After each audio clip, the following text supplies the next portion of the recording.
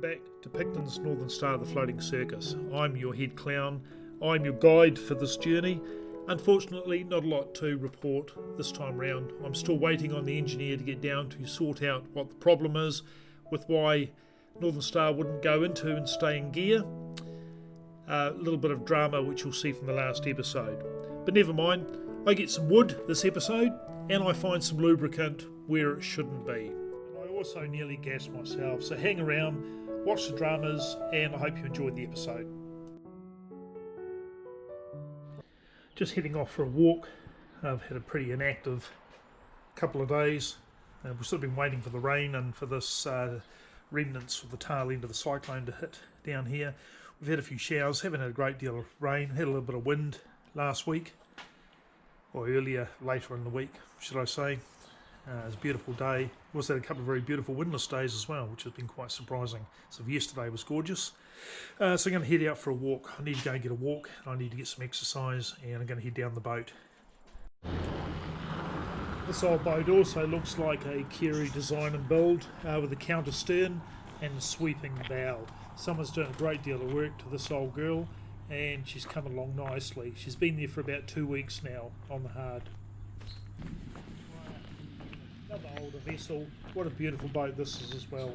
Makes me really appreciate the craftsmanship that went into building these old boats, especially given that they're about 40, 50, 60 years old. Amazing.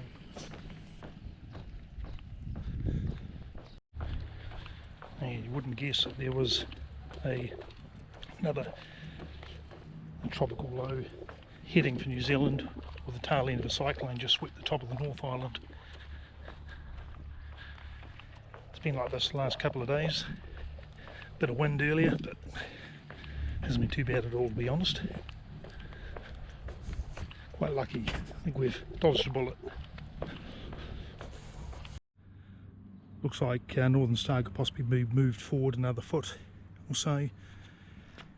Stern just sticking out at the end there, although when you're level with the post it's not.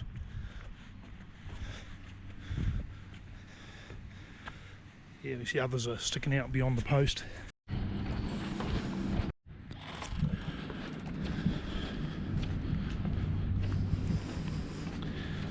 These could probably come forward a little bit, but it's not too bad.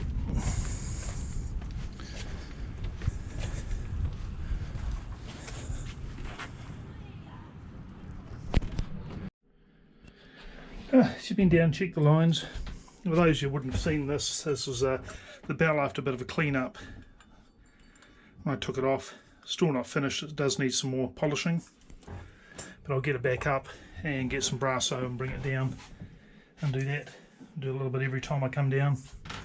There's bugger all else to be doing at this stage because I'm again back into a catch-22 situation. Can't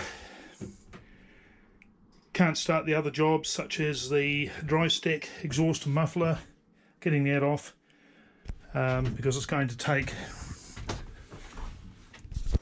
the ability to start the engine right out of the equation. So I've got to take this dry stack off. Let's see, with some screws here, I'd imagine will be quite long. I would imagine there's probably some adhesive or some description underneath that. I need to get that out to get at the internal exhaust pipe and muffler that I suspect, given by the heat that's generated up the top there and melted the tar paper, is completely collapsed and is venting exhaust straight into the shield. But I can't do that until we get the going and staying in gear issue sorted.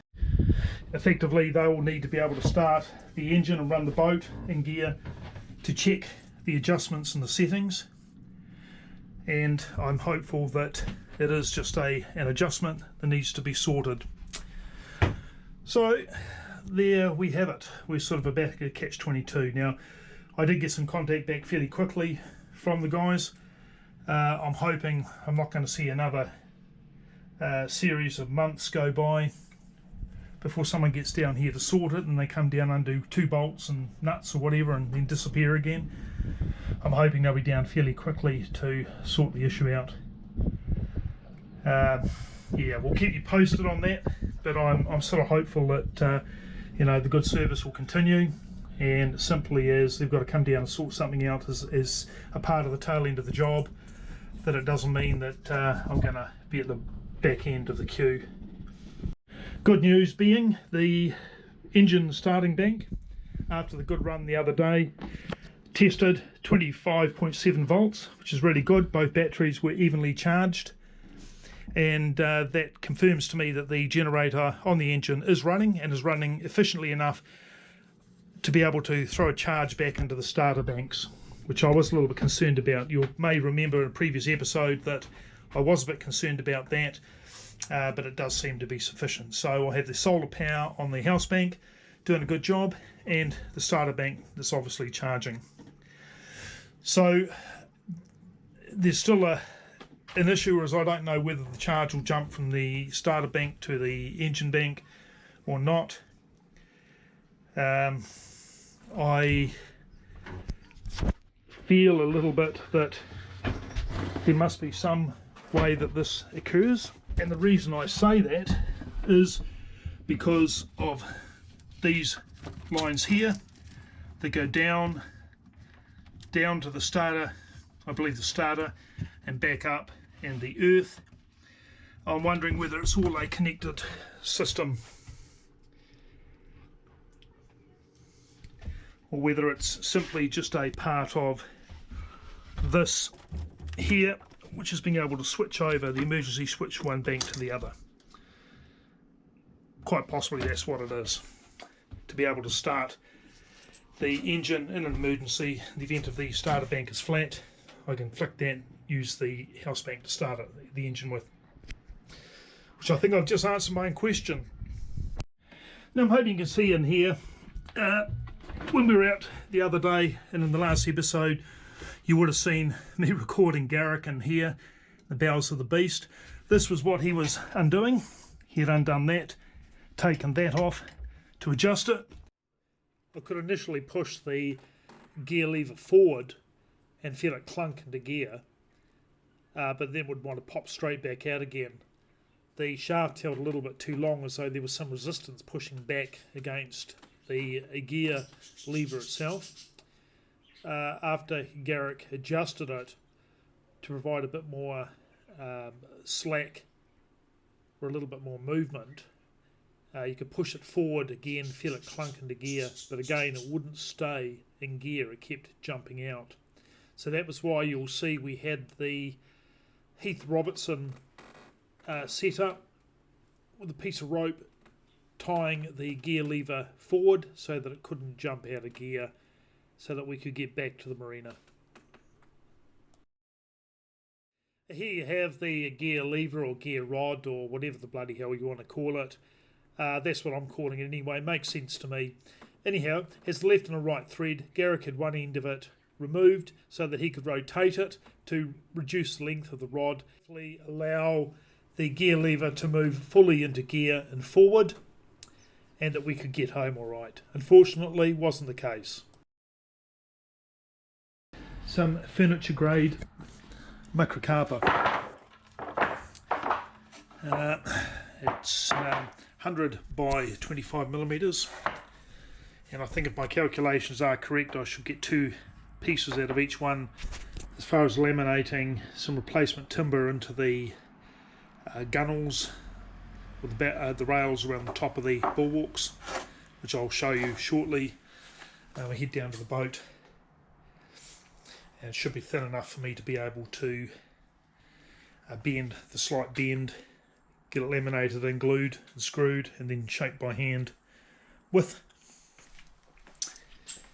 hand planes.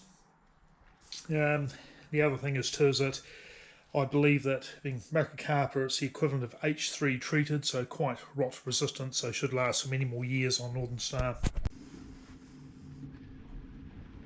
So the weather's sort of turning a bit. There's a bit of more rain and showers starting to come in. We've sort of been in a bit of a pocket of calm weather. I think it's that the remnants of Cyclone Tam, or it's now a subtropical low, sitting out in the Tasman, held in place by a large high out on the east, the Pacific. So who knows where the weather's going to go from here. There's another subtropical low coming in, but we're certainly coping better than the rest of the country, particularly Northland. You'll see I had some wood there at home, 100 by 25.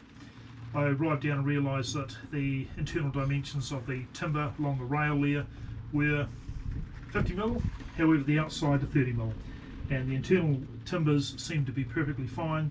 The damage appears to be on the external side of that rail over the top of the bulwarks, which is 30mm, and the central portion, so obviously that's where it takes the most wear and tear and water's got into that timber there, so I'm quite pleased about that.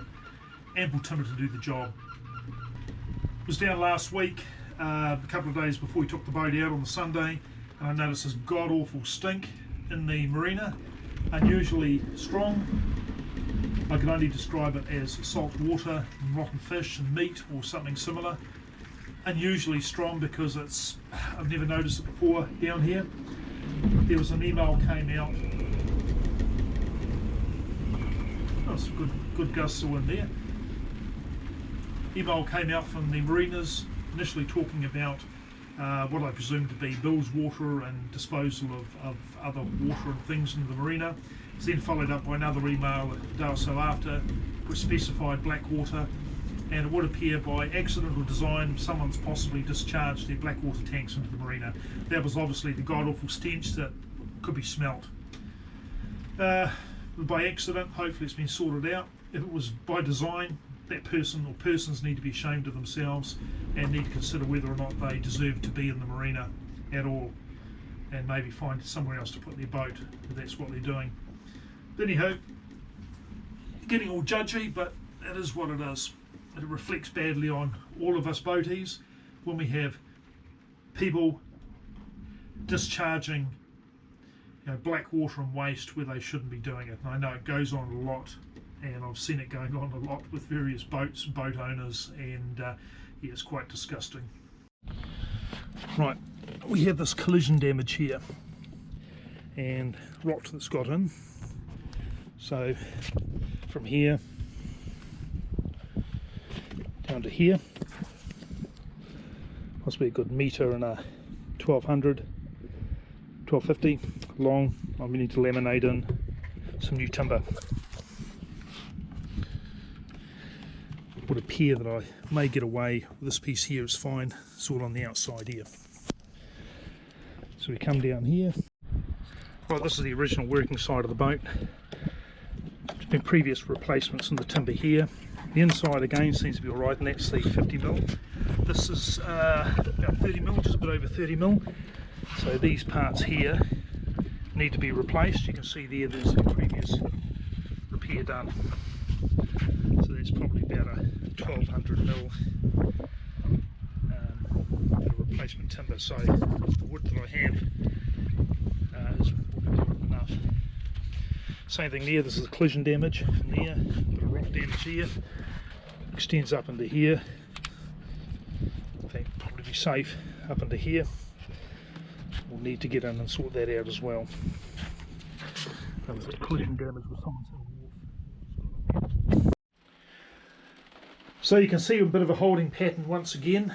I can't do A until C is done, I can't do B until C and A are done, so we'll just have to wait and see. But I'll keep everybody posted. So this will be quite a short episode this week, and probably quite tedious to be honest with you, but just to get something out. I noticed a bit of oil in the bilge water when I came down to the boat today, and after a good look underneath the motor, this was the only area where I could find a weep of oil, and it appears to be coming from the gearbox housing where it bolts onto the engine block. A little bit of a weep there, you can see it where it's been running down the bulkhead. Something else that was new.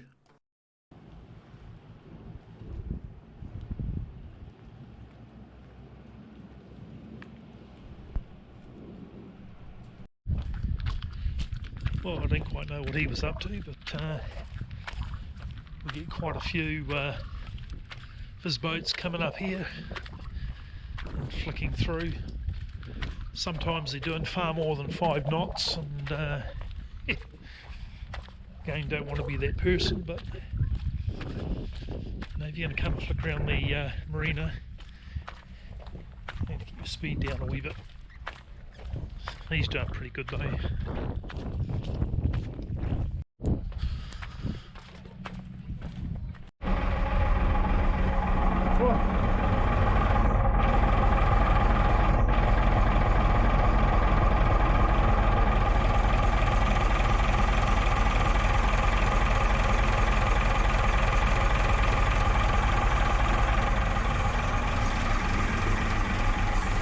Pile of exhaust fume in there.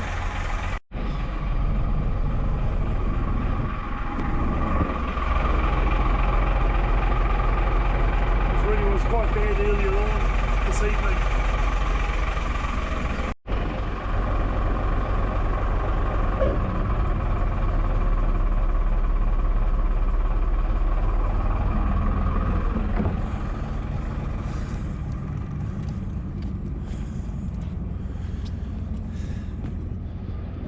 It seems to be in gear.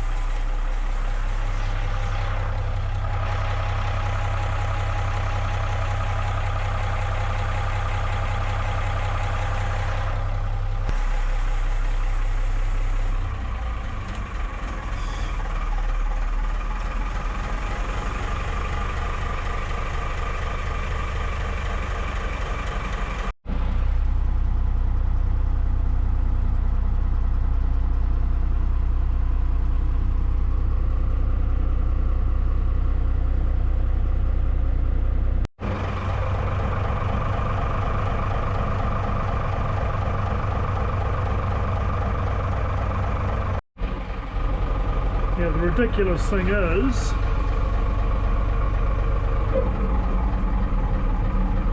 in gear, out of gear, in gear, out of gear, in gear,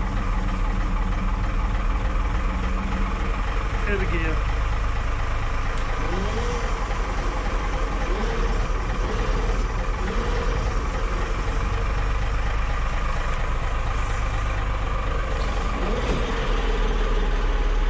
Reverse.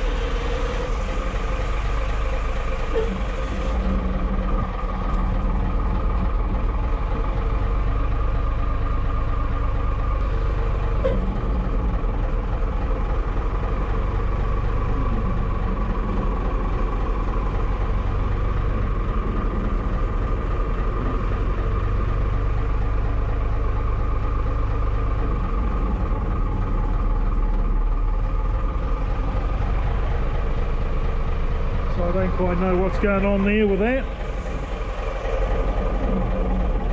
In gear.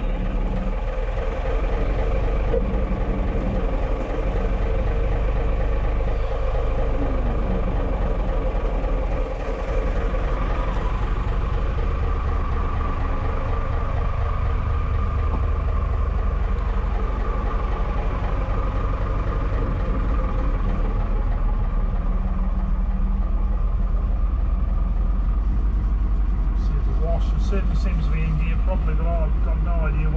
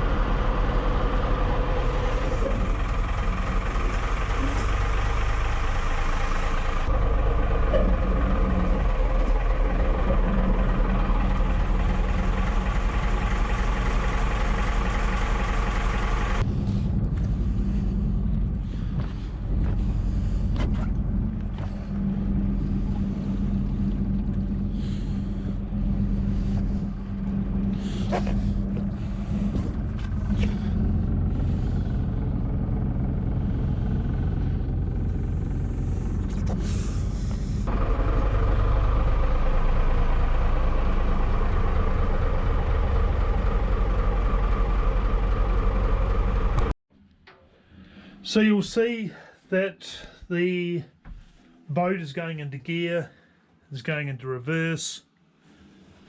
Quite alright. I don't quite know what is going on there. Certainly producing plenty of wash. And yeah, lots of exhaust smoke in the engine room because of the exhaust and muffler that's collapsed in the dry stack. You can see the tar that's run down from the top here. It's because it's become very, very hot.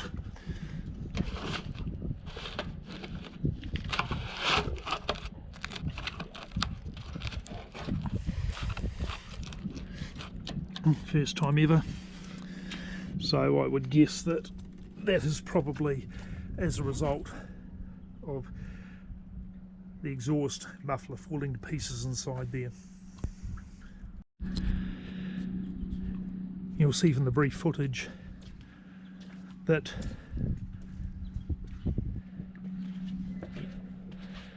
I found an oil leak.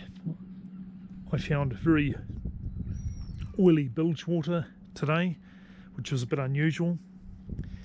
Bit of a hunt from forward on the engine back. I found that everything was dry, no signs of an oil leak, until I got back to where the gearbox joins the engine, and putting my hand underneath, there was a bit of a weep.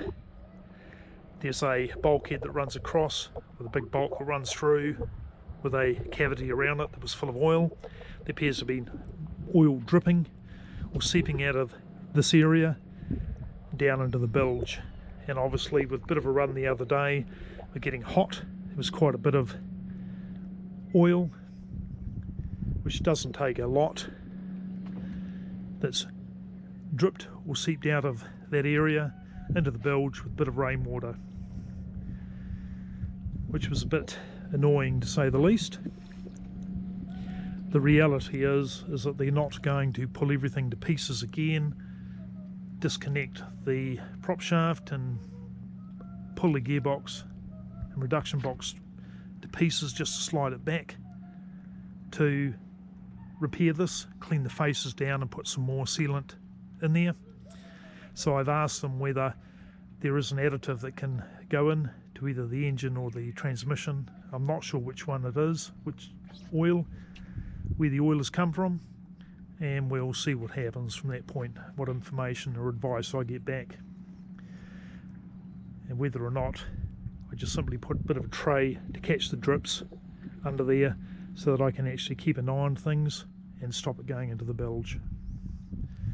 But anyhow, we'll keep you updated with what the story is. It's starting to rain here again. It's Easter Monday. It's been quite a wet weekend. Wasn't a lot of water in the bilge, but I was quite upset to find the oil in the water after all the cleaning and everything that I did recently while the gearbox was out. Certainly I don't want an automatic bilge pump set up that's going to pump that sort of stuff over the side into the water. So a little bit concerning.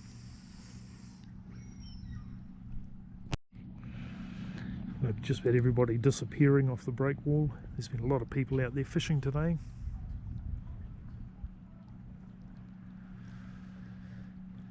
And as you can see, we've been out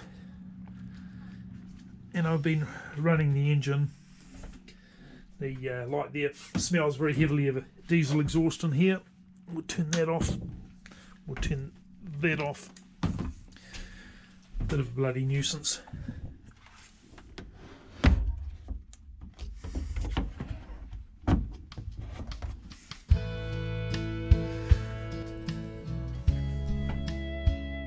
Hey, well, that brings us to the end of this episode. If you're still here, thanks. If not, well, it doesn't matter what I'm going to say because yeah, it doesn't matter, you're not going to hear it anyway. Anyhow, bit of a frustrating situation. If it's not one thing, it's another. If it's not gearboxes, reduction boxes, oil leaks, exhaust pipes, exhaust fumes, won't go into gear, you name it, it's happening. However, I'm going to stay optimistic here and like to think that we're on the home straight. Make a few inquiries to see if I can get an engineering firm to sort the exhaust pipe muffler out inside the dry stack, because that may be the most cost efficient and easiest way to get it done, given that I don't have enough hours in the day to do the work that I already have to do on the old girl. Anyhow, hope to see you again in the next episode. As always, like, subscribe, share. Not that it helps me or does anything for me, but hopefully other people will get to see my content. Cheers, see you next time. And as always, get out there and do it before it does it to you.